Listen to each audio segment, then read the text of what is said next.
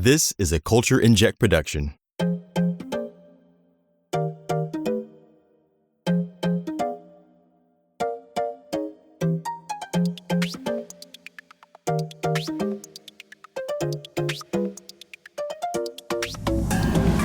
All right. Welcome back, folks. Welcome back to Part of Us.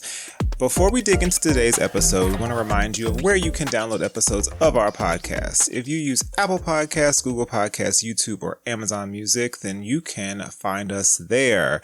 And also make sure that you're tuned into our socials at Part of Us Fancast on Twitter and En Vogue Craze on Facebook and YouTube. Also, if you have lovely archival, wonderful En Vogue footage that you want to make sure the world sees, hit us up. We want to put it on our YouTube page and we'll credit you accordingly.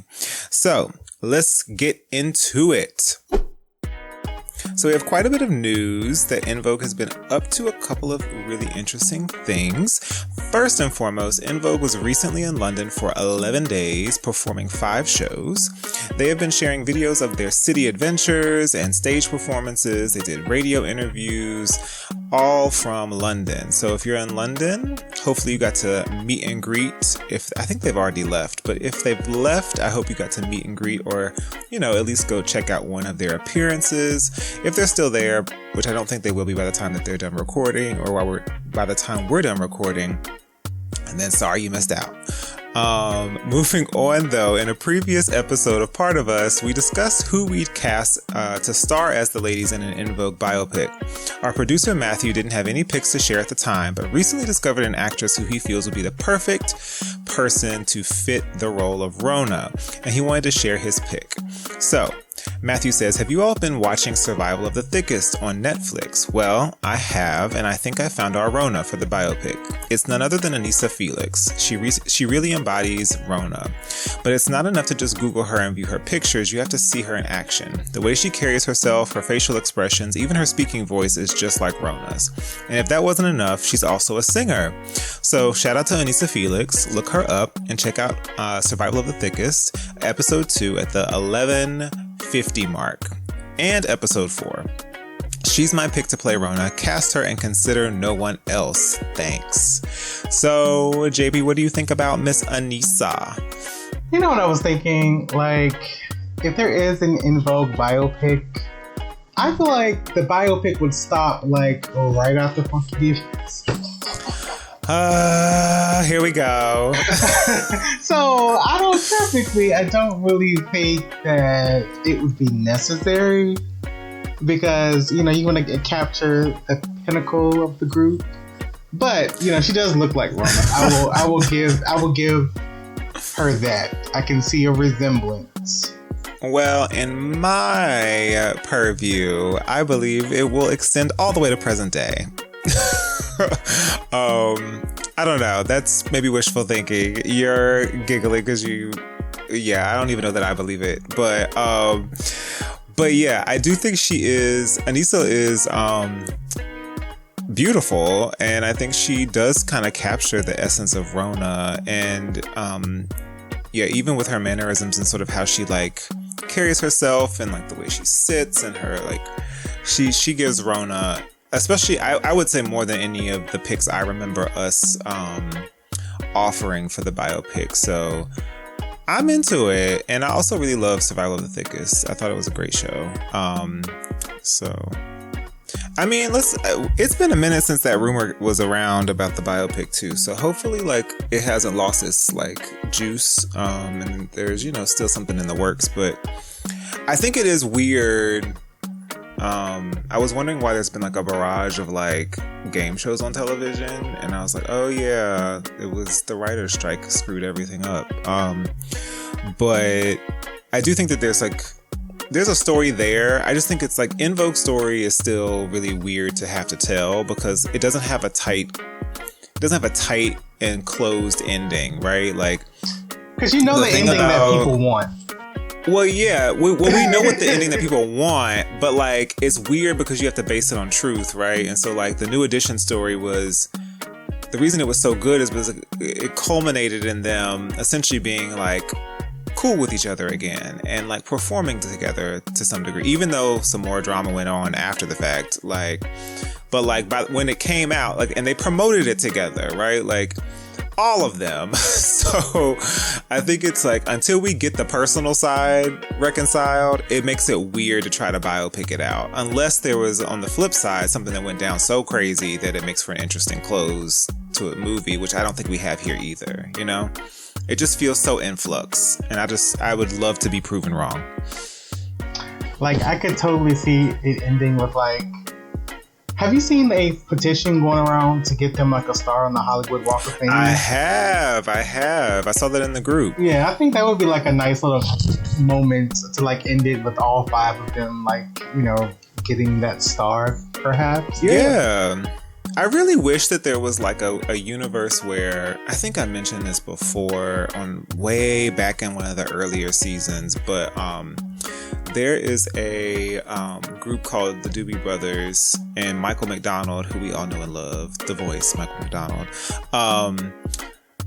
He was a part of that group, and they returned recently, and they started they've been putting out new music, but without him. But when they go on tour, like, he's been on tour with them and still performs with them. And so when they have moments of appearing as the Doobie Brothers for like big things, they have no problem all showing up together, standing side by side. And so I just think that that's what I wish, right? It's like, if you can't get the current business together, cool. Like, but at least for legacy purposes, like, when it's time to do something like what they did for Sylvia, like, y'all should be doing that all the time, so y'all can collect these accolades and these legacy awards and whatever. Like, it's cool if y'all don't want to go on tour and boom cack with them now, but at least go get the BET Lifetime Achievement Award. At least go get the, you know, Hollywood Walk of Fame star. Like, we shouldn't be. They're missing out on so much, and I feel bad for the ladies in that regard, because to some degree they didn't ask for that, but like, I feel bad because they can't get that legacy work in, you know? Yeah, I mean, first of all, I think it's crazy that En Vogue doesn't already have a star on the Hollywood. Right. That's wild. They've given more to less. But yeah, but I do think if the opportunity presented itself, I'm sure all 5 would show up. But again, I think it's just something. It's one of those things where hopefully everything would be done in decency and in order, as they say in church. Like, hopefully everyone will receive an invitation and accommodations to, you know, arrive, and, you know. And they've done it before, which shows me that they have it in them, you know? Like, they ain't trying to get it together for the first time. This ain't like the first reunion. So, like, let's get it together, ladies, because time is ticking, and I don't know, like, there's money to be made, but anywho. But I do have to say, I remember being very disappointed when all 5 of them were not part of like the African American Museum, when the dresses from the Giving Him Something He Can Feel, and oh yeah, and I think my 11, those, like, how were the people that wore the outfits not invited to the ceremony now? I mean, that should have been the first things first. Is like, anybody who has something in there should have been celebrated and allowed to come. Like, that's wild. Well, we shall see. Time will tell. Time will tell. Well, En Vogue recently had an interview with BuzzFeed where they briefly talked about new music. Cindy mentioned that they might not record a full album due to the current trends in how music is released, saying, quote, "We're not sure if we would record a whole album just because of the way that things are and the way that artists release music now, but it might be an EP. It's just a matter of finding the right song and music that we all agree on," end quote. Although they have recorded some new music, they haven't always agreed that it was suitable for them. Quote, "We have recorded music, but we always don't necessarily agree that this is the right song for us. So we all have to agree and decide, okay, this is the one we can keep. That's in our near future goal for sure." Terry expressed interest in collaborating with Tony. I think it would be really cool to do something with Tony just because we're both groups and originated from the Bay Area, and those guys are just amazing. We were kind of under the same umbrella, so I think it would be really something cool and hip to do something like a brother and sisters project or something. Terry also suggested the idea of En Vogue doing a big band album. Quote, "As a group, we all love different types of music. Even just yesterday, and Cindy and I was actually going to call you. I was in a bookstore. I went to the clerk to ask them what radio station was playing because it was all big band music. I can't remember who was singing, maybe Ella Fitzgerald, but whoever was singing took me there. And I was like, I could imagine us doing a big band album. Thoughts on what do you think about this? What are your thoughts on new music? Well, okay, so I mean, they are right. I think that the formula has changed a lot with how people are releasing music, and the kind of album structure doesn't always work for everyone.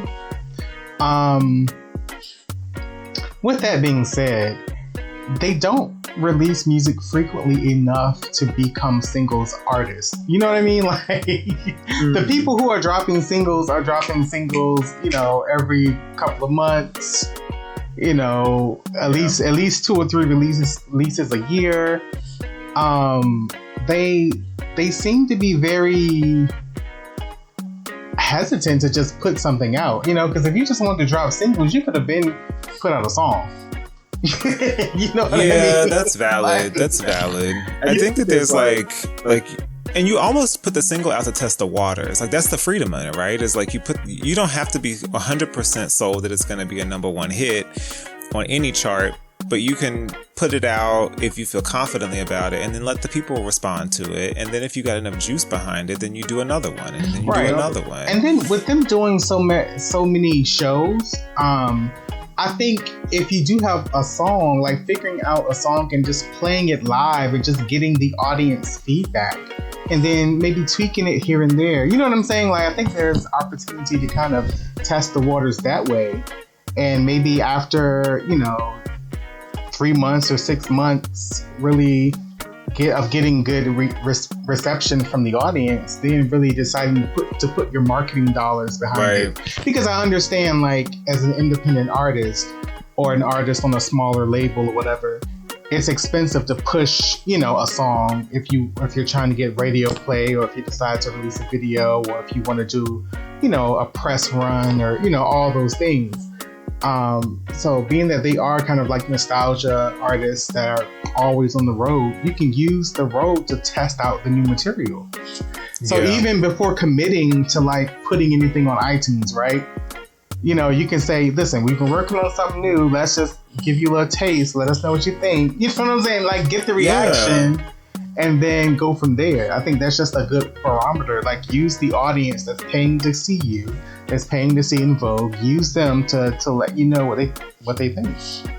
Yeah, I mean, that's real. I mean, I don't know. It's also like, I'm either okay. I'm okay. I need to know where to put them in my brain, because like, I always think about SWV, and I think Coco said, like, I'm not giving y'all another album. Y'all ain't buy the last one. Like, or the last 2. But she is recording she's recording new music herself. Well, but that's good. Like, I think that, like, but like, you either have to safely say, like, hey, we've transitioned out of that era. We're very okay just sort of celebrating the music that we released in our career without the mess and the politics of releasing brand new things and having to maneuver through that, or firmly be on the other side, which is like, we're still here, we still have interesting things to say musically, so like, let's just give you all of what you want, like, whether you like it or not, because that's the freedom in not having to like do it with a label. Is as long as you have the resources to pay for it and create something decent, then like, you can put it out yourself. But like, I just wish sometimes, and this is not just respective of En Vogue, but like anybody, I just wish who's in a similar place, I wish they would just sort of find another artist who's doing it well and just model it after them. That's what I was just thinking though. There are still a lot of artists from their era who are consistently putting out projects. And older, if we're being honest. Yeah. And so it makes me wonder, I'm like, well, who is advising them on business, and why does it seem like it's so hard for them to put stuff out? Because if I was anybody over a certain age in the music industry, and this is like, I don't know if this sounds silly, this might sound silly to people, I would be looking at Charlie Wilson. Because I can't tell you how many times Charlie Wilson in the last 10 years has had a #1 adult contemporary R&B adult contemporary hit, has toured steady, had high visibility moments like Tiny Desk, like, it just makes sense.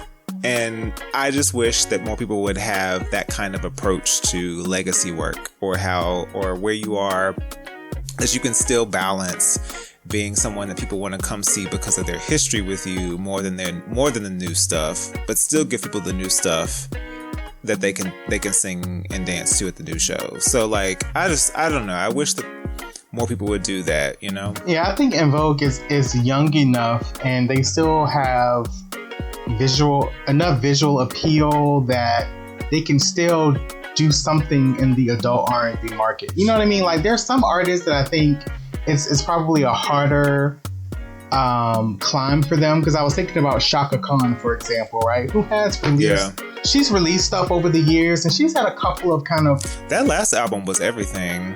Which one was that? The funky one with it was the one that Jimmy Jam and Terry Lewis did. Funk This? No, she had one a couple of, like 2 or 3 years ago, and it was kind of like it was edgy for her, I would imagine. Like, it felt very British. I don't know if that makes sense. Yeah. I know you're talking about. But yeah, but like, I think, but for some artists, it might be a little bit harder because they're older, and people, like, you go to a Shaka Khan show, you don't want to hear no new songs, okay? You know what I'm saying? So for like a Shaka or a Gladys or a Patty, you know, you want to hear the hits. But I think En Vogue is still young enough that they could still squeeze in a couple of, you know, adult R&B, you know, records that people like, you know. And that's what I think Rockets did, right? Like, Rockets should have shown them that, hey, there's a market of people that still want to hear us, because it wasn't a slam dunk, like, you know, hit, but it charted really well on the charts it was supposed to chart on, like. And they got a lot of promo off of that. Like, they were able to do a lot of appearances off of that. And so, I don't know. I just want them to tap back into that energy, because there's just a lot left for them if they wanted it, or they probably do want it. I think they do want it. I think they just need some good direction. It just seems like they are lacking direction in terms of where to go, and, you know, in terms of like the business decisions, because I think they're kind of on autopilot as a touring act, right? The money's coming in, they're working, they're always on the road, consistently booking shows, but it seems like, I don't know, do they need a new manager who can focus on how to get them more in the current musical space? You know, it's interesting though, because I feel like when I look at what they did when they were in London, and I was kind of following what they were doing in London, and I feel like, number one, they were so... Sometimes you got to go elsewhere to realize where you're appreciated.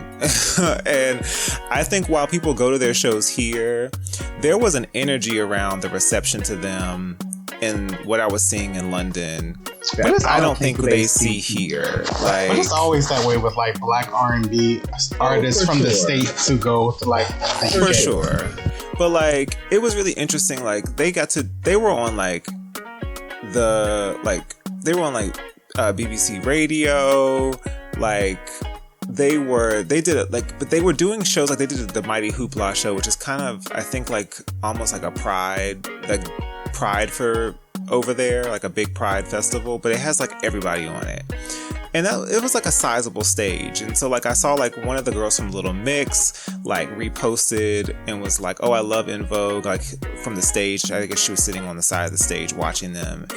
And so like, it just shows me that there's like, and then they did a show at like Soho House or something, which is like kind of a posh upscale kind of moment where like a lot of young people were there.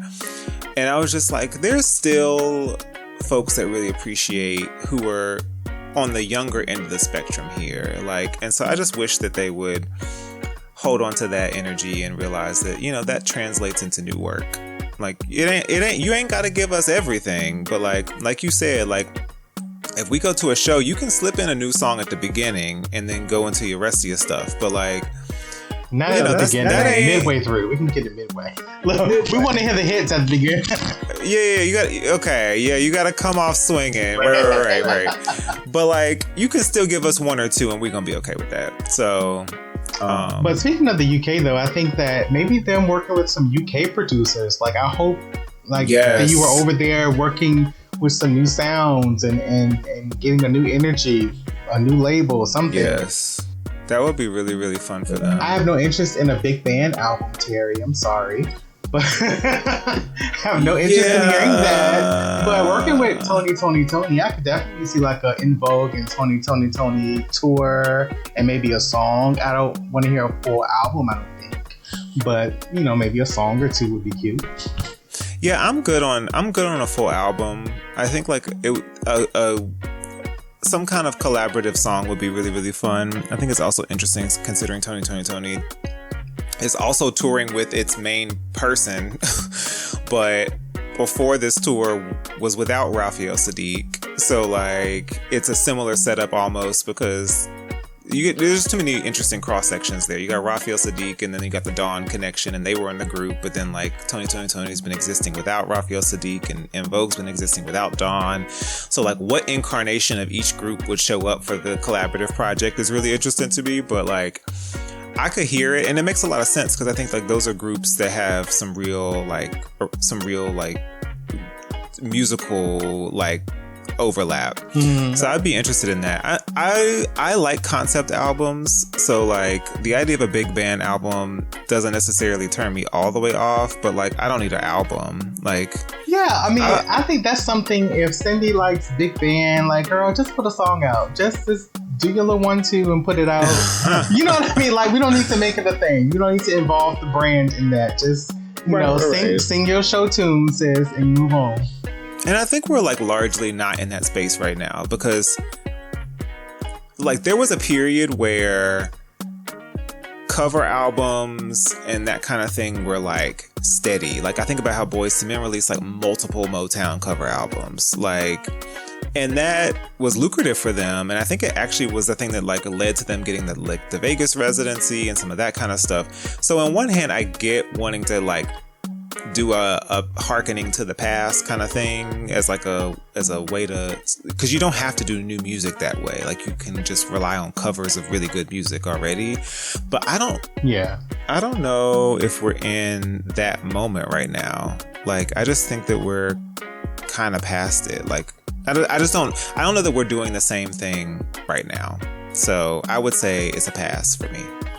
Yeah, but I would say though, I do think them not doing not a big band album, but a covers album of girl groups. I know we've kind of touched on this before, but that's such a missed opportunity. And I think it would be such an easy bag. And I can't believe they still haven't done it yet. Yeah, no, that's real. And that would be the EP they should do. Well, we'll see. We'll keep tabs. We'll see what happens. So we're going to get into today's discussion, which is really all about your letters. So before we do that, I want to remind you that if you want to get in touch with us, you can do so by sending us an email and send it to partofusevf@gmail.com. And we will hopefully read it on a future episode. So we're going to get into our first letter, which is a letter from Jessie.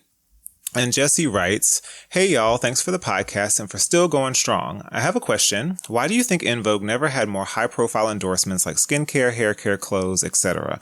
I would have thought their whole name, look, image, and everything would have been perfect. Even today, they would be great ambassadors for skincare or the like. Thanks, Jessie." Man, Jessie, I could have sworn we have talked about this. We did, kind of. But I think we did it more in response to why did certain things not pop off. But like, even in the now, I don't think we talked too much about like what they could be promoting now, because there's something to be said about women of a certain age still looking as good as they do. And that should be enough to land some kind of deal. Yeah. But I mean, as far as why in their prime, I think they did have high profile endorsements. They just, I think at the time when they did stuff like Diet Pepsi, I mean, that was huge for a black group to do that back in the day. I think they had some other endorsements. Didn't they have some other ones as well back in the day? Yeah, but I think it was more like, I think they were the kind of things that get sold to the masses and not necessarily like Jesse's referencing some interesting things like skincare, hair care, clothes, which is more like on the beauty and like fashion side. And that's where they didn't do things, which I think is like interesting to consider. But yeah, they had like they had the higher profile, like, yeah, like drink endorsements and that kind of stuff. And we've talked about the fashion line collaborations at one point that they had with different designers and some other opportunities that didn't come to fruition. I think unfortunately they couldn't stay cohesive long enough to work it out.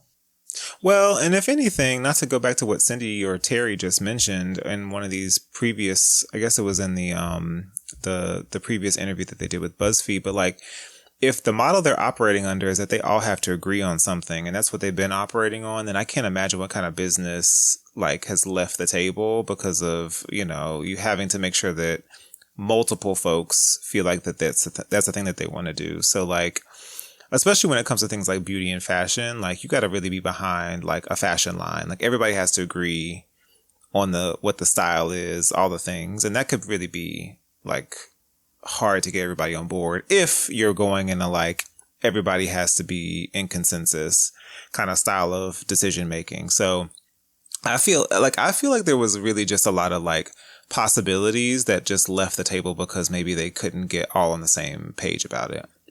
But that is such a great point, because I did notice what Terry said. I was kind of gagged because I didn't think Rona had a vote, but I guess she's been there long enough at this point. She gets a vote. I mean, I think that there's like, first of all, you being shady. No. We're gonna move along. No. So you're not like gonna do Rona like that.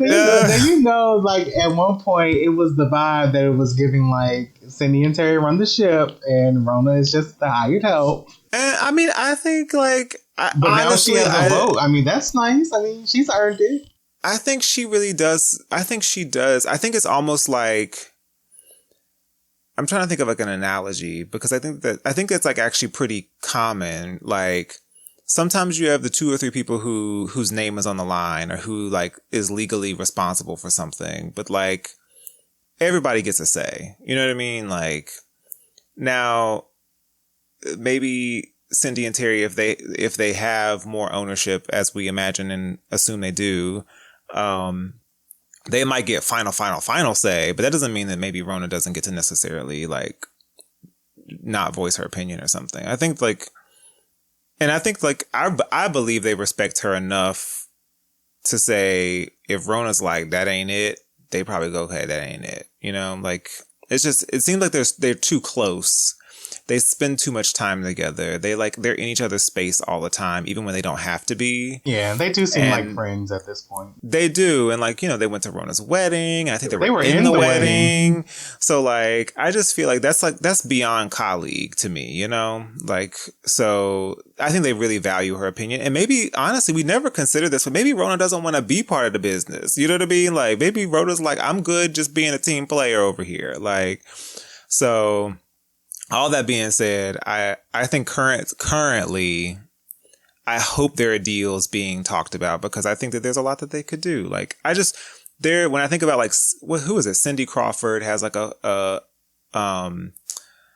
is it called? It's like a beauty line that she's constantly on television advertising about.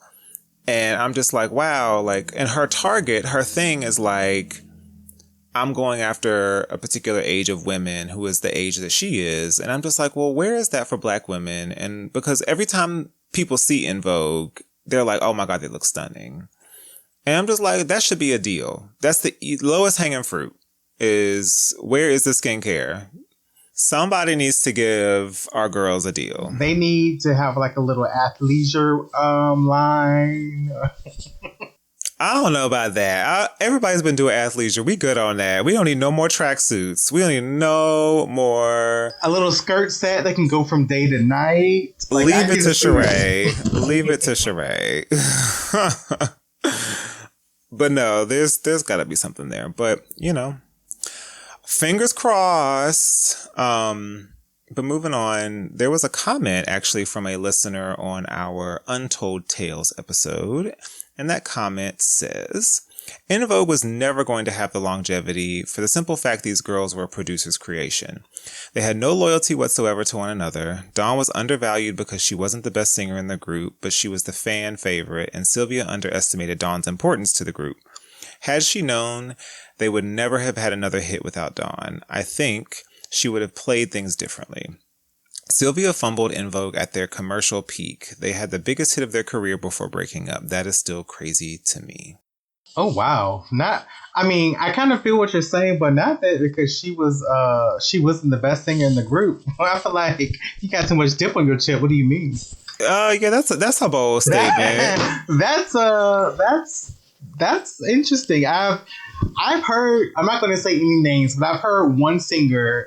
I've heard one person in the original lineup being referred to as the weakest singer in the group. And it wasn't Dawn. I don't necessarily feel that way, but I've just never heard anyone refer to Dawn as like not being as good of a singer as anyone else in that group. So that's interesting. Yeah. I hate best singer like conversation because it really comes down to what you value as the best. Because the thing about En Vogue is that there are four really different voices. And so if what you value is big belting or what you value is like runs or what you value is like, it's why people are constantly in like this loop and warp around Brandy and being the vocal Bible and stuff is because like the people who love Brandy value a particular kind of singing and the people who love like a Monica love a different kind of singing. So there are literally two different approaches to singing, but like, it's the dumbest debate because you're never going to settle it. So I think it's really wild when people sort of try to pluck the best out of a group because what's interesting, I've never really sat and thought about who I thought was the best singer in Vogue. Like I've always had like my favorites depending on the moment and what was happening. Yeah. But I've never been like, this is the best singer of the group. I don't know. I really don't know who I think is the best or the worst singer in the group, honestly. I don't even know how I would judge that because I think they all have something. They all sound completely different and they all have unique qualities that I just wouldn't be able to pick, honestly. But I do agree with the statement about Sylvia, who underestimated Dawn's importance to the group, and she really did fumble the group at their peak. Like how do you have the biggest hit of your career and then, kind of fall completely off? I agree. I'm like, I don't know what the business dealings were. All this is alleged. Everything is alleged. But like, I do wonder like, how hard did she try to keep Dawn? Because like, if she knew she had a group with the biggest hit of their career happening and Dawn was on her way out the door, she should have, I hope she fought tooth and nail to keep her there because it makes zero financial sense. Like they could have literally, like the biggest single of your career could have easily translated into the biggest album of your career, which could have translated into the biggest tour of your career. Hello. So I'm just like, why, who dropped the ball and said, or was Dawn just that adamant that she didn't want to be there, which is also a possibility. But like, if it was Sylvia, then she really didn't try hard enough. And that's sad because they were really on the precipice of being like, they could have really gone to like the global superstar kind of level if they had hung in there another album or two as the original 4-piece. And I mean, I think if you watch all the interviews, I think they've all alluded to Dawn being willing to do the album and promote the album. Like she recorded majority of the album. You know what I'm saying? Like her vocals are literally still on the album. Yeah, that's the thing that's wild. That's so wild to me. It's like she was there, and as story goes, there was that fateful meeting, and she was given that ultimatum, and allegedly, I'm just throwing in the allegedly to protect us. We don't all have a listener as a lawyer or whatever it was. But yeah, so that is something like if I were to ever like, I could see Sylvia Rhone in the airport at a McDonald's drive-thru. I could see her at Target. I'm gonna ask her, like, girl, what the hell happened? Like, has she wrote her book yet? I wonder if she's wrote a book yet. She seems like the type who would eventually, like in the Clive Davis sort of style of things, she would give us a memoir, because she has to talk about En Vogue, because on her resume, En Vogue is high on the list of artists that she was able to say she put on or she amplified. So like, that's got to be part of her story. So I look forward to the day where I get to read a Sylvia Rhone perspective on this exact question. I can't see her really talking in depth about it, because I think it would require her to give a level of honesty about herself that I don't think she would probably want to do. But even if that's the case, I would be interested in hearing her, like, altered version of it still. You know what I mean? Like, because even like the Clive Davises and the sort of big like music industry people who talk, like, I know they're giving me like the best version of their story that favors them, but I'm still curious because you never hear it. You know what I mean? So like, we've only heard really two of the members really go talk as loudly about what went down. So like, I would really be curious to hear other perspectives in that debate. Well, this next letter is from Olivia. She says, hello, I hope this letter finds you well. My name is Olivia, and I'm writing to you from New York City. First of all, I want to express how much I enjoy your podcast. It's like having coffee with good friends every time I tune in. Oh, I've been a fan of En Vogue since I was a teenager, and their music has been the soundtrack to so many memorable moments in my late teenage life. My question for you is, what do you think sets En Vogue apart from the other R&B groups of their time? And if you could interview one member, past or present, who would it be and why? Looking forward to hearing your thoughts. Oh, you want to go first? You want me to go first? I mean, for me, it would be Dawn. It would just, I have questions that need answers. No, wait, I don't actually. I feel like Dawn has done so many interviews. I don't know if it would be It's Dawn. Max. It's Max for me. I don't know. Something about it is striking with me with Max, because I think like Max is in a unique position where I think she's removed enough from the current business so that she doesn't feel like she has to protect it, so she can be honest. But she doesn't seem like an enemy. Right. But she's like, right, there's clear connections where there's still ties to them. She's showing love on some, like, social media sometimes. Like, they did that video for her for the HRC, Cindy and Terry. So like, I think that there's also enough love there still where she can be clear-headed about it and not be driven by like animosity. So like, I think she would give the best interview about like today, like how things are. And today about like, or recalling things from like a today perspective and not like I'm stuck in how I felt about it, 20 years ago. So my money's on Max. Max, I've said it many times. We're here. And we also just really got to get the answer to the question number one question on the sheet when Max comes, speaking into the existence, is, girl, what happened with the Masterpiece Theater cover? Like, that's just the thing I gotta know. So, was she even there? Like, were you there and they just really disrespected you that bad? I will always tell this story. I was in it was either Camelot Music or The Wall. Do you remember The Wall? Music. Oh my God, yes. I was in one of those stores, but I remember looking at that CD and saying, who the hell is this? I was like, where is Maxine? Like, what has happened? Well, it's like the audacity for me, because the audacity of it is that you have a group that has at this point had 3 other albums out. Like, you play that game with a debut album where nobody knows the members yet, and then you could be like, okay, our bad. But to have 3 albums come out where someone is very visually represented, and then on the 4th album be like the new face, like, and it wasn't even like she got some plastic surgery or something, because then I could forgive it. But like, no, it was just disrespectful Photoshop. It was also at the time when people were just starting to play around with things like Photoshop. So I feel like people were getting really carried away.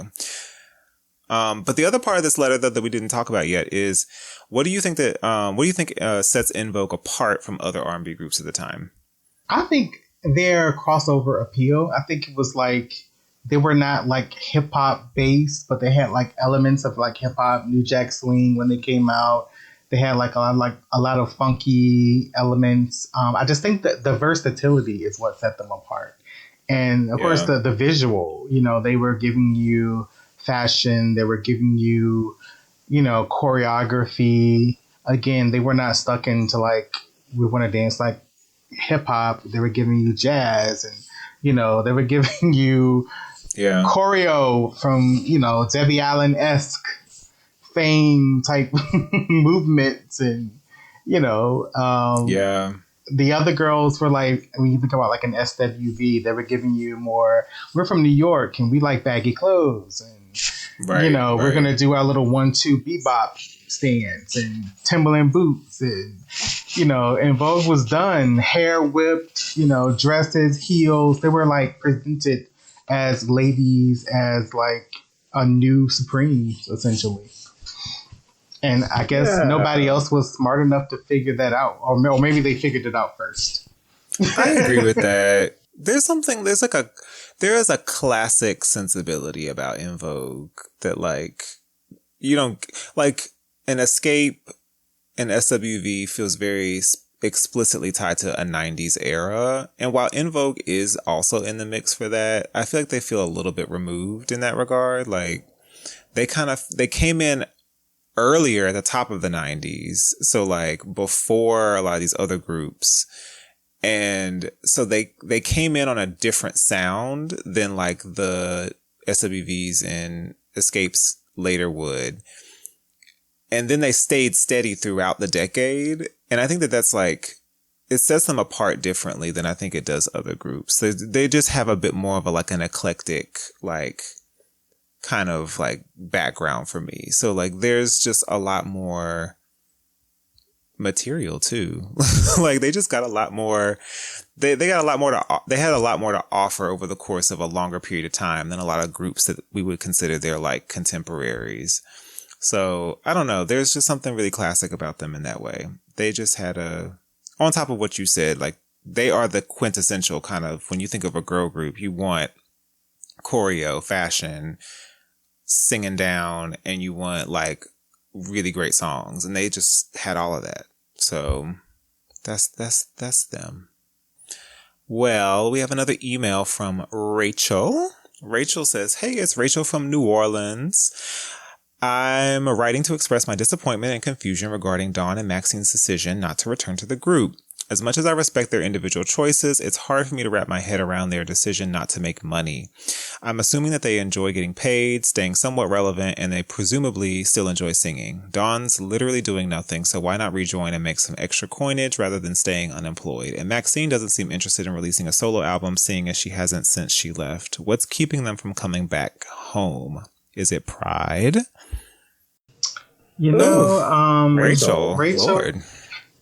These are questions I Rachel ask sounds like myself. JP. I was going to say, Rachel sounds like JP in disguise. Listen, Rachel, my thing is this. When there's money out there, honey, and if you live in your mama house, I think you got to put that pride to the side and say, let's just get this done. Because I've said it many times on this podcast, but I feel like the four of them created a legacy, and it's silly to let someone else profit off of the legacy that you built. You know what I'm saying? That you gave your 20s or your 30s for your all the effort they put in.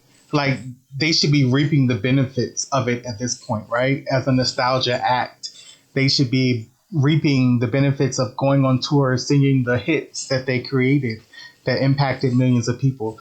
So it's just silly to me that they are just sitting at home. I don't understand it either, honestly.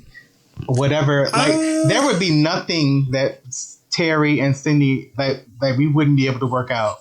Like, because people work together every day that don't like each other. You sit in your cubicle, I sit in mine, baby. We don't have to get along. We just gotta clock in and get this check and go home. You know? Yeah, I have like a different. I agree. Lord knows I agree, but especially at the work. But I think there's still like in my head, because this is all, you know, conjecture here, but like in my head, it's two different reasons. I think there's a lot of pride issues there. I think Dawn really wants to be like, I think Dawn would come back, but I think Dawn wants like the public apology and the like, I think she wants to feel like her pride has been considered and being tended to. So I think that there's a lot there. And I don't think that she's helped the case by all of the sort of like repeated interviews that she's done. So I feel like that's really tough to like do all of that and then like air your business and then try to like walk back into work. And yeah. Maxine on the other end, I just feel like Maxine gives me like, I'm tired of all of this. I'm going to go on over here. Like, and then on top of it, I think when you really think about it, all of the other ladies had a shot at something solo. So to the question around like, you know, Maxine and her solo music and that kind of thing. And, you know, she hasn't released the album yet since she left the group X, Y, and Z. I think she's finally in a place where she's dabbling her toes into things that she wants to do and finding a lane that she can occupy. Because if you really think about it, Terry had a moment and a clear shot at a moment, whether that fizzled or not, which it did, like, it still was a moment where she stood alone on a stage and got to do her thing. Dawn obviously had multiple attempts at that. And then even Cindy, while not having done like music, has had real clear moments where she stood, you know, in acting roles and other kinds of things.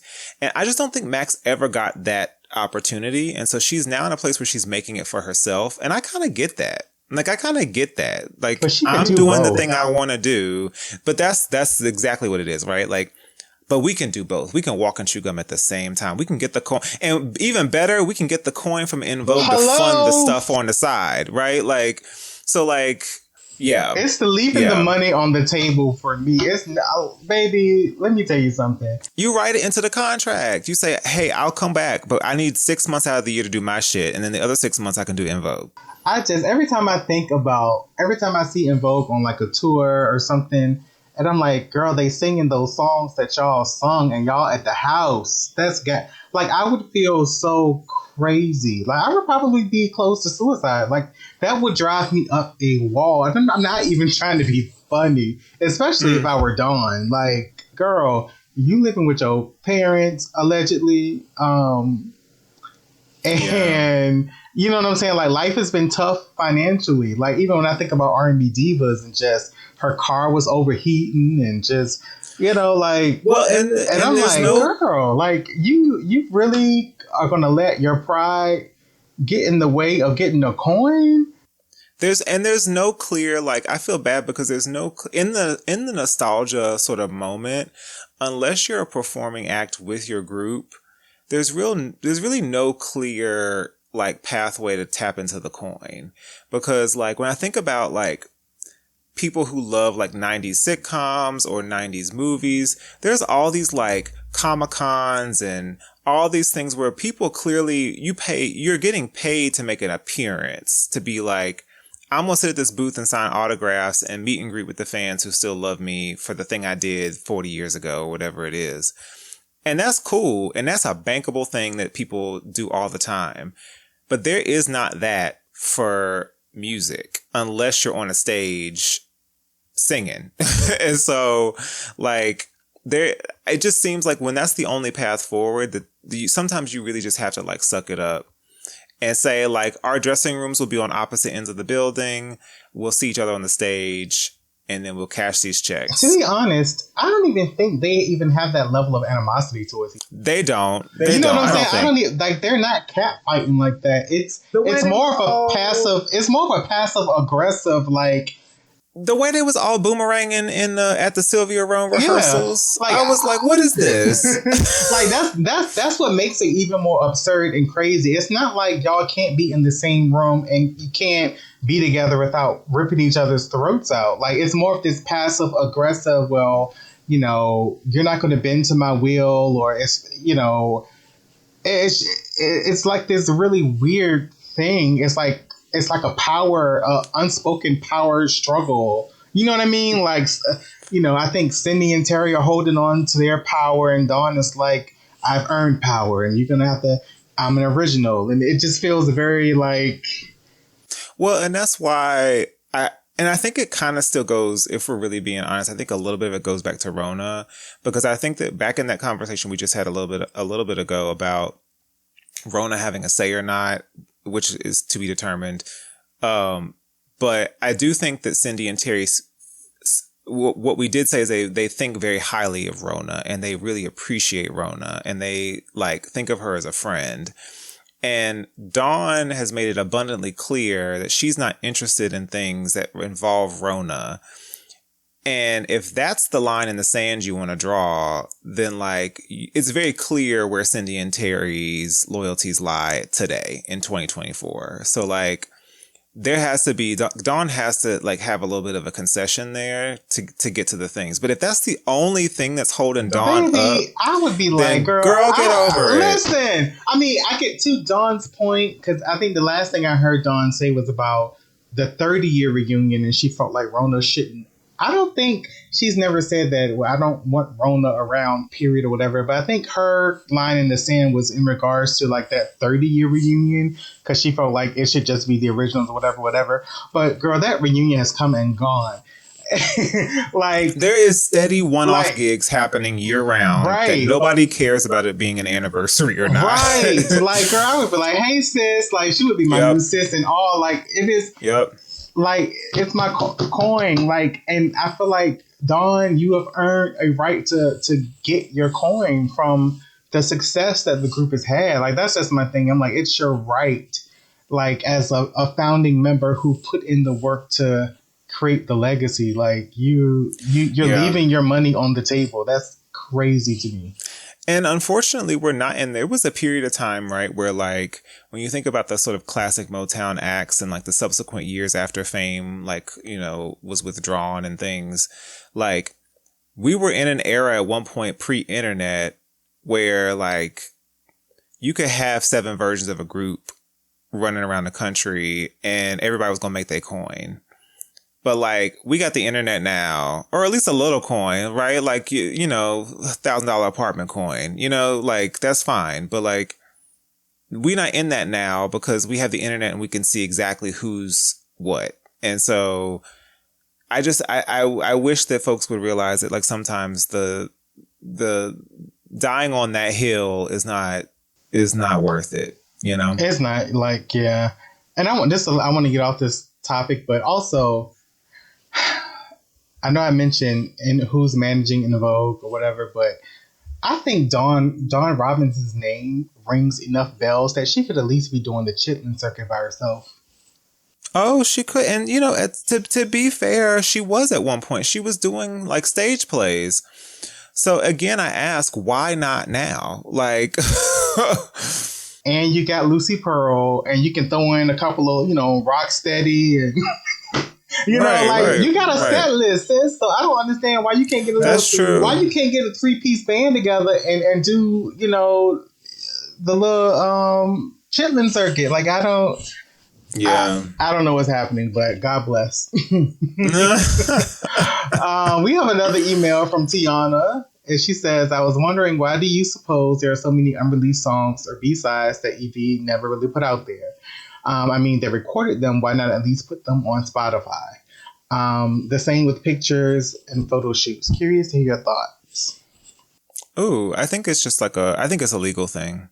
Like, I think like we're in a different time and place now. So like when I think about like, EV3 and all the unreleased tracks and B-sides that came out of that project, like the label would have had to okay that. So the ladies really don't have a stake in that too much. And they certainly can't do anything about it now because the label still owns that music. I don't believe they own any of their own music unless something else happened and I'm just unaware. But like, so that's like the thing that I think is perpetually like, even with other artists is really tough, is like you hear about a lot of artists who wish they could have released this song or wish that they could have had this B-side be the main single. But it all ends up being like a power play at the end between whoever's in charge and whoever owns it and the people who recorded it and did it. So like that just feels like the case here with all of En Vogue's previous unreleased songs and B-sides. And especially when they left after, what was their last album on a major? Was it Masterpiece Theater? Like after they left Masterpiece Theater, after they left from the Masterpiece Theater project, they kind of were hopping around to other things. And I don't know that anything ever materialized so that they were able to actually like profit off of the things they were recording elsewhere. Cause there was like it never panned out. It never panned out. And photo shoots, I don't know why that's always the case, but maybe that's also an ownership thing. Cause I guess you can't release photos that you don't own, but like, there's copyrights on everything, right? So like somebody owns the photos and there's a contract between the photographer and whoever asked for the photos to be done saying exactly who owns them. So like, you know, unless that contract was written so that the ladies themselves also have the ability to do what they want with those photos will stay locked up until somebody leaks them. It's just, I think, a legal thing. Yeah. And I'm not sure if she's asking like, why didn't they put them on the album originally? Because I think that a lot of artists just record a lot of songs and everything may not fit the mood of the album. It may not fit the vibe. So you just have leftover songs. Some songs get held over as, you know, extra tracks that go to other countries as well. Mm-hmm. Yeah. But the ones that have been released to other countries, I mean, if the label cared, they could just release those in the United States. Because like from EV3, like I've Got Your Gun and Keep Your Money, like those were released internationally. So they could always put them on like a deluxe version and just put them online here. But I don't think they care enough. But but I know like Virgin, for example, recently did that for Janet's albums during some of their anniversaries, like for the Janet album, Velvet Rope album. Oh yeah. They put like some of the remixes. Yeah. And that, I mean, that's from the label essentially, I think. So basically, I mean, I don't think En Vogue label cares enough to repackage anything. Well, really, it's not even repackaging because it's not like it's a physical copy, but I don't even think they care enough to digitally repackage it and put it and release it. But, you know, there it is. Mm-hmm. We have another email from Justin. Hi, just a quick question. What's your favorite En Vogue music video and why? Also, who would you be interested in seeing En Vogue collaborate with? Ooh. I think for music videos, I mean, anything from the Funky Divas era for me is just between My Lovin', Free Your Mind. I think those two are like my favorites. I don't know. Although Don't Let Go was, I mean, I remember when I was in middle school when Don't Let Go came out, and I just remember being obsessed with their hair. And I just remember thinking, my God, they always look so different. And I remember Dawn had the little crimps, and Maxine had that short cut, and Cindy had that big old wig on. I was living. So I don't know. Between one of those three videos. I don't know. My gripe with the Don't Let Go video always was that, like, I was like, why they at the house party on like the stage? Like, I was like, this should have been like I wanted them like on a big stage. I was like, I mean, I get that it was like they were going for something that felt intimate, but like, I just always was like, the scale of that video should have been bigger for how big the song is. I was like, why are they performing this big ass song in the coat closet? But it was giving me like chic, like, you know, we're at like an art exhibit or something. Love Jones-esque or something. It was giving me very like intimate performance for like only our VIP special guests. Yeah, only the the millionaires and up are in the room. Right. Well, mine is always going to be whatever. I know like people like it's very polarizing, that video, probably then and now, but like it is the most visually adventurous thing that they ever did, and I just think that that's so badass. So that's always going to be my favorite video. And there's so much attitude in it. There's like this one moment, and it's like lives rent free in my head, is when the ladies like join hands and like have their arms up and it's like this weird like witch dance or something. And I was just like, wow, like how clever and striking and strange. And I just think that like those kinds of big swings are either really well loved or they're like really, really hated. And I kind of always have gravitated towards those kinds of moments because it shook it up in a different kind of way. It was different than it was glamour, but it was different than the glamour that they had been serving for years. And so I thought that was kind of dope. But the only thing about whatever, I just wish there was more of a dance break. You know, I would have wanted just kind of like a switch up of the music, like, and now it's time for a little breakdown and we give a fierce, like, little 16 count moment. You know what I'm saying? Right. Like, I would have loved that.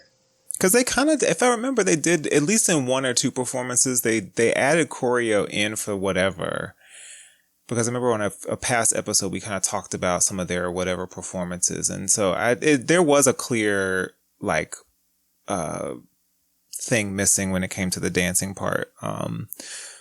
But yeah, I also just have to say, I really do love, not to harp on later En Vogue, but like, I do think they look stunning in the Too Gone Too Long video. Like, oh, I thought you were about to say Rocket. I was like, however, the fashions in Rocket were top tier. I thought like for other Rocket. Okay, let's just go Rocket really quickly. Rocket really gobsmacked me though, because I had not seen where they were with like the artistic output they were giving.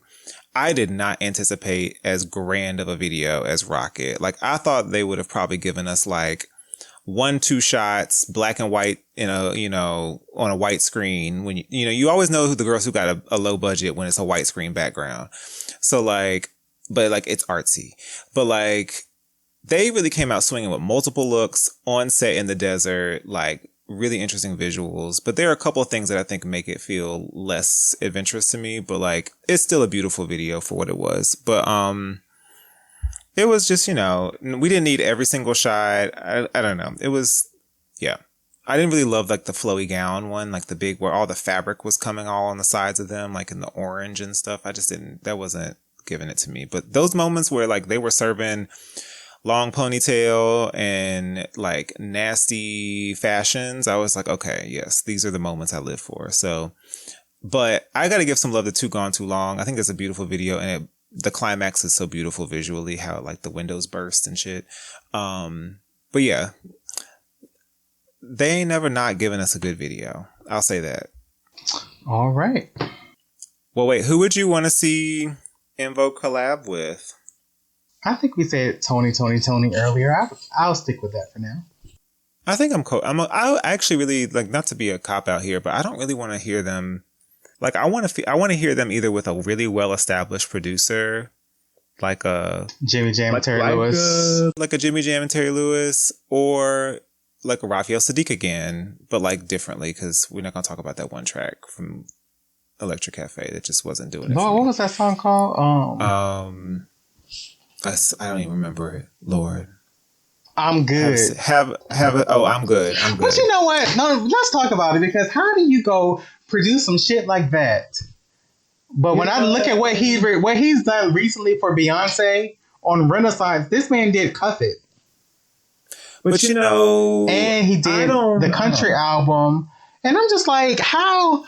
I don't like that irritates me sometimes, because there's been a lot of clips. Have you seen these on Twitter where like they're bringing back up how Brandy hated her Human album? Yes. And there's like this montage clip of all the time she basically was reading Rodney Jerkins for it, and her main critique was, you didn't give me your best work. Because he was busy working with Beyonce and Janet Jackson. Well, and that was the thing, is I feel like when you're in high demand, I feel like you kind of get the scraps, right? Yep. And so if you're not the hottest thing at the moment, and so I think that like, I don't know what the relationship was, but it felt very. I had this track sitting around, and I'm gonna go ahead and give it to En Vogue. Yeah, like to me. I like the song, like structurally. It just didn't feel finished. It didn't feel like it was rich enough. It didn't have enough like stuff going on. But I do think Raphael at his greatest would be great with En Vogue. Yeah, like it's just crazy though, because when I see, because a lot of times with producers who are older, you think, well, because when I heard I'm Good, I thought, well, okay, well, Raphael's older. He's probably peaked in terms of his creativity, so it would be on par with that. But when I hear what he's done recently, I'm like, oh, so he hasn't peaked creatively. He just gave them some bullshit. Like he still has creativeness and you know, some ingenuity to him as a producer and a writer. He just gave them whatever was just sitting around. Gotcha. Yeah. And to me, I just feel like you can keep that. Like, no shade. Like, I would rather have the best from someone who is unknown, who is giving me all that they've got and it's great, versus some scraps from somebody who is established. You know what I mean? Yeah. Yeah. Like your name may ring in some bells, but if the quality isn't there, then I'll take my chances on something that is actually great from, you know, someone who just doesn't have the same level of name recognition. But anyway. Well, if there's any indication of a shady letter, it should be the subject of this next one. So the email from Jordan, the subject line is En Vogue's new music release The subject is En Vogue's new music release speed, a comic tragedy. The letter begins, "Hey hosts, can we talk about En Vogue's legendary ability to make us wait for new music? It's like they're in competition with glaciers to see who can move slower. I've had kids, watched them grow up, and started binge watching every show on Netflix while waiting for a new album. And the sad part, that isn't an exaggeration. Is there some sort of secret En Vogue time warp that we're not aware of? Maybe they're waiting for the planets to align or for the future lunar eclipse to drop their next hit. It's gotten to the point where I'm considering taking up a new hobby to pass the time. Maybe knitting? We'll see. All jokes aside, I adore En Vogue, but this wait is a true test of fan patience. Your podcast helps fill the void, though. So thanks for keeping En Vogue the En Vogue flame burning bright. Maybe you can start a countdown clock for the next album drop, say 2030. Keep up the good work. Best, Jordan." Shady, shady, shady, shady, shady, shady. But this just shows that En Vogue is still in a position where people want new music. Oh, yeah. You know what I mean? It's yeah. like, and I guess we haven't gotten the memo that they're done releasing new music, you know? So it's like, we feel like y'all look good, you sound good, we should be getting some new stuff. So release it. Give us something. I mean, it's been like, what? How long since Electric Cafe? Electric Cafe was 2018, so we're talking about 6 years. Like, that's flown by. Like, it's actually April the 6th was 6 years since its release date. So, and before that, but how long was it before Electric Cafe? Oh, I mean, that was Soulflower. So, like, it was definitely like 15 years. Yeah. 14 years. Like, that's...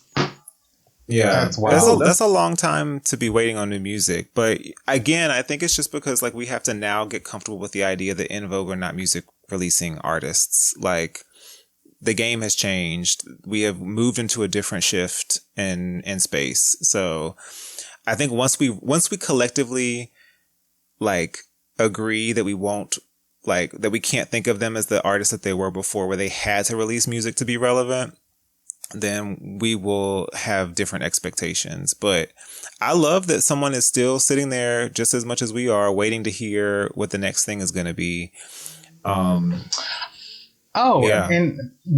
this just hit me, but Warren Campbell is someone that I would also like to hear them work with. Warren Campbell would be interesting. Because I feel like they could sound a little single deal, you know, put one record out and see how it do. Yeah. But you know, this is a cop out, but like I really would love to hear them collab again with Dim Joints, because I think they really, really, really did the damn thing on the songs they did on Electric Cafe. So like, and they're not as present as they were before. I think like, you know, before En Vogue, they were kind of doing some different kind of work. Like, I mean, I think that they did some work on like Kanye's Donda album and stuff like that since then, but they've seemingly had a little bit of a lower profile since En Vogue, but they seem to be doing other things with lesser known artists, or with at least not USA artists. But when I think about Reach For Me, I'm just like, wow, that would have been a hit. And I think it still has a freshness about it that could still be a hit. So like, And that charted even without promo. That's the thing that's crazy to me. Like, it was like, it's still charted. So like, I want them to link back up. When it worked, I want them to link back up with who it worked with. Sorry for the detour. No, I agree. I do. That's the only song from Electric Cafe I played. So I love that song so much. Well, our next email comes from Caroline. Caroline says, hello, I'm a longtime listener and admirer of your podcast. Today, I'm reaching out with a personal and somewhat emotional question that I've been struggling with for a while. My name is Caroline, and over the past year, I've been dealing with the loss of my mother. She was my rock and best friend, and her passing has left a void that feels impossible to fill. I've tried different ways to cope, but the grief sometimes feels overwhelming. I was wondering if you could share any advice or personal experiences on how to navigate such a profound loss. How do you find ways to keep moving forward when it feels like the world has stopped? Any guidance or words of comfort would be greatly appreciated. Thank you for all that you do. Your podcast has been a source of solace for me during this difficult time, and I'm grateful for your openness and compassion. Warmly, Caroline. Either Caroline or Carolyn. I'm so sorry if I'm not saying your name correctly, but what a beautiful letter, and thank you for writing it. Thank you for listening. I'm glad that we can be a source of comfort as you're getting through your day. I know for me, like, what I'm going through, I love listening to a podcast, just take my mind away from whatever I'm thinking about. So I'm glad that we can provide that for you as well. I don't have a lot of experience with dealing with loss, so I don't have a lot of advice there. But I wish you the best, and I would definitely say, stay prayed up, stay focused on other things, find the joy in whatever you can, to keep your mind busy. Yeah. Ooh, child, I could write a whole book on grief, honey. So I lost my dad in 2016, and I have not lost my mother, but I'm in the sort of like throes of caretaking and reckoning with an aging parent. And so that's like its own sort of form of grieving. And so I don't know. I think that there's a lot to be like, you have to kind of lean into grief, because you also can't like, distractions are important, but distractions can't be the only thing. And so I love that you're like finding things like this podcast to find comfort and solace. And it's important because things like this podcast and others, like JP said, are really important to like integrate into your day to day, so that you're not like constantly consumed by the thoughts and the sadness. But like, there's also something about like leaning into it and finding really important moments to like sit with the memories and like look at the photos and write down the stories, because there's things now that'll be fresh in your mind because you're dealing with the grief of something and it's so fresh that you don't want to ever forget. So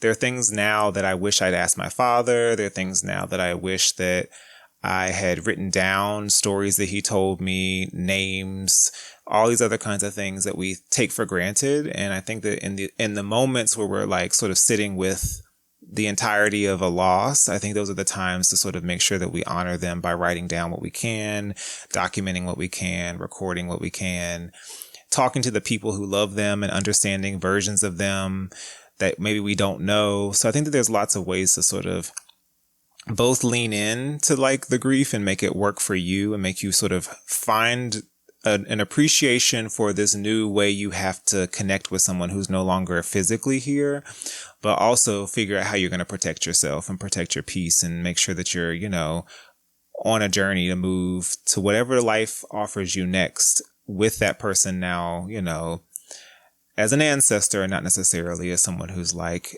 on earth with us. But it seems like you're finding your way. And when all else fails, my dear Caroline, therapy. Therapy is a thing and it is beautiful. And I will talk about it all day until my mouth doesn't work, because therapy has got me through a whole lot of things. And sometimes you can't worry on burdening your friends with things. And sometimes you really just need an impartial third party to be able to tell you how to move through things, because other people will have opinions because they know you, or they knew your mother, or they knew, they know your family or whatever. But I don't know. There's something to be said about finding someone who can listen and who can ask you questions that will allow you to move through whatever kind of feelings you're moving through. So Sending all the love and light and all the hopes for joy, because it will come if it's not here today.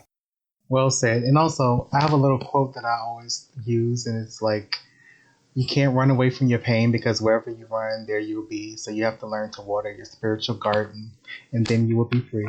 And that is from the great prophetess Janet Jackson. Yes, ma'am. Yes, ma'am. That was a beautiful letter. Yes.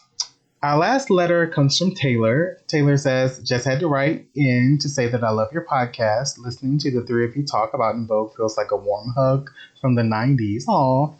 I love it. The other day, I was reminiscing about the first time I heard Hold On. I remember dancing around my room, convinced I was the unofficial fifth member of the group. Those were the days. Your episodes remind me of those carefree moments. It's kind of amazing how En Vogue's music still brings that same energy and happiness to me to this day. Thank you for celebrating En Vogue with such enthusiasm and humor. Your passion is contagious, and it's clear you put a lot of love into each episode. Keep up the fantastic work. You're making a lot of fans smile. Oh, thank you. Oh. One last thing. Do you think music has a divine quality that connects us to something greater? It certainly feels that way for me with En Vogue. Wishing you all the best, Taylor. That's such a nice letter, Taylor. We have some great listeners. There's so much love in the letters today. Like, oh, that's beautiful. No, it's so interesting though, because I know we get up here and we talk our shit and we, be a little shady, but it's nice that, because when I say like I do listen to different podcasts, I genuinely mean that, and it does help me kind of, clear my mind, and I take my walks and stuff like that. I never realized that we do that for people here. Like, it never crossed my mind that we are like an escape for people. So that's really nice. That's beautiful. But I think music is definitely something that connects us to something greater. I mean, I've listened to songs, I've heard things that make me cry, that make me feel connected and grounded, and that take me to a different place. I think that's what music is. It's the great connector, Yeah, I agree. There's something, I don't know, for some people, I get that music, I met somebody the other day, and I've met like a handful of these people in my life who say like, oh, I don't really listen to music like that. And I'm always like, wow, like, but for them, it's something else, right? So like, it ain't got to be music for everybody. But for a lot of people, music is the thing that sort of feels bigger than them and connects us to something greater than us as individuals. And so I love that. Like especially when when I feel it is when I'm in communal spaces experiencing music. Like when I'm at a concert, or when I'm at like a club, when I'm at a gay club with a good DJ and we are all letting loose, it feels churchy to me. Like, it's how I feel about house music. Like, I think that house sounds music like a circuit party. A little bit. But like one of the less of the salacious kinds of parties. But, I don't know. There's something to be said about how when we experience music individually, certainly, but also like as a group of people too. Like, I think that's why people like still love going to shows and going to concerts, is because they kind of love the energy that we all feel together when an artist sings or raps or whatever it is. So, I absolutely think that music does that. And then it's a different relationship that people have to music when they're listening in in their headphones in the bed at night, or, whatever. It's a different thing. So I think that, like, as we just heard from Caroline's letter, like, everybody finds their solace some way, shape, or form. And I think for most people, that's music, either as an escape or as a way to like really tap into, something bigger than them. So I owe a lot of my sanity to music. For sure. Like, whatever mood I'm in, like I find a playlist and I just allow myself to feel. If I'm sad, I'm just going to find something to make me feel sadder. Like, yeah. Music kind of like it does that, right? Like that's why I love playlists, because like, I don't know, music kind of ushers in the feeling that you want it to be. So you make a playlist, and when you want to feel this way, you can make a playlist that is going to do it for you. And that's beautiful. Like, I can't do that with, I don't know, a walk. You know what I mean? Cool. Well, thank you, audience, for listening. And more importantly, thank you to everybody who wrote in for this episode, because these were some really fantastic letters. Keep them coming. You know where to find us. But if you don't know where to find us, then you can make sure you're downloading episodes of the podcast on Apple Podcasts, Google Podcasts, YouTube, and Amazon Music, as well as following on us on our socials at Part of Us Fancast on Twitter and En Vogue Craze on Facebook, YouTube, and Instagram. So listeners, please subscribe, rate, review the podcast. We got to keep it going. And until we meet again, well, I won't say until we meet again. I'll just say until we meet again.